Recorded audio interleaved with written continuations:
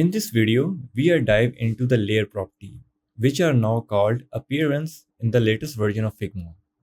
While the functionality remains the same, there are a few key differences to note. Layer property can be applied to any item, whether it is a frame or a shape.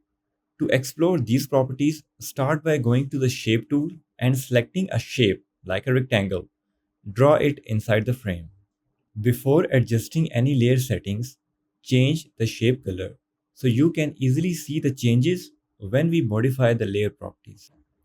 Next, we will create another shape. To duplicate the shape, select it, hold down the Option key on the Mac and drag. This technique works for duplicating any item in Figma. Change the color of the duplicated shape as well. Now, drag one shape over the other.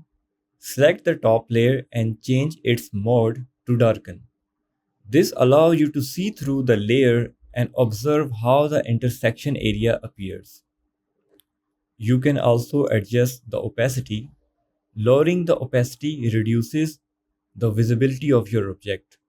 Feel free to experiment with the different blending modes based on your needs. Alongside opacity, there is also a hide button. There is a difference between setting opacity to 0 and hiding an object. Let me show you the difference. If you hide an object, it will disappear from both the frame and the layer panel, indicating that it is hidden. However, if you set the opacity to 0%, the object will still be invisible in the frame, but you can still select it by dragging over it, as it is not completely hidden. In the layer panel, it will appear as a normal layer.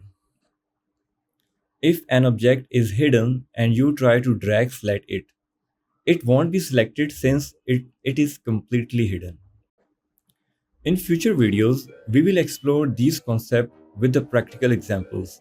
But for now, understanding the basis is the key. We will cover the remaining properties in the upcoming videos. By the way, thank you for your questions. I will address them all and provide the video solutions as well. See you in the next video.